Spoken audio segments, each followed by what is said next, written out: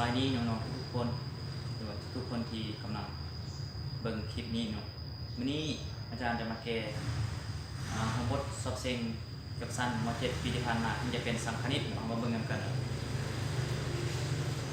หมวดสำนวน A สังคณิตจะสูญหาร1/2 d x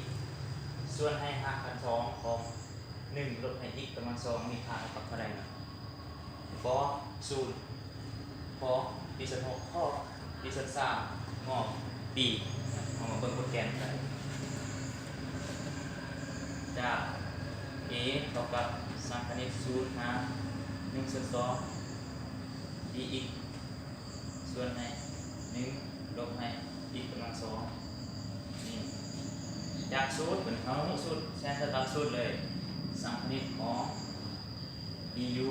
ส่วนให้ a กำลัง2ลบให้u กำลัง2เท่ากับsinของ u ส่วน a บวกให้ตัวคงค่าตัวนี้จะเป็นสูตรตายตัวเลยตัวนี้เป็นสูตรตายตัวสิ่งสำคัญนะครับพวกน้องชื่อสูตรเนาะแล้ววันนี้เรามาเบิ่งเลขเนาะ a ก็คือตัวนี้เนาะ a u ก็คือ x นี่คือตัดสูตรเลยเนาะเราก็ออกสร้างคณิตเรื่อยๆแบบนี้เนาะเท่ากับsin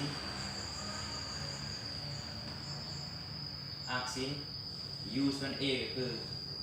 x ส่วน 1 x ส่วน1ก็ได้ x แล้วเขียนคอส0 1/2เอาครอบแคนเซิลนี่เอาครอบเทิงลบให้ครอบรุ่มจะได้sinของ 1/2ลบให้sinของ0sinของ0เท่า0นี่เท่า0sinคือค่าของsin 1/2นี่เท่ากับปีส่วน6เนาะปีส่วน6ตัวนี้ซึ่ง a นี่เท่ากับปีส่วน6ครับนี่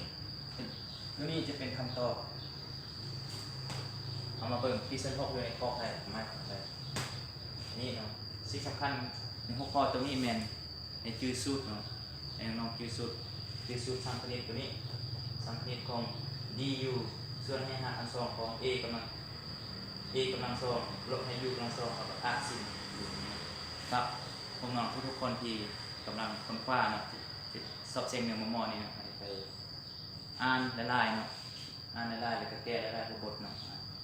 ฝากอย่าลืมกดไลค์และกด Subscribe ช่อง YouTube ของอาจารย์เลยเนาะเพื่อติดตามคลิปต่อๆไป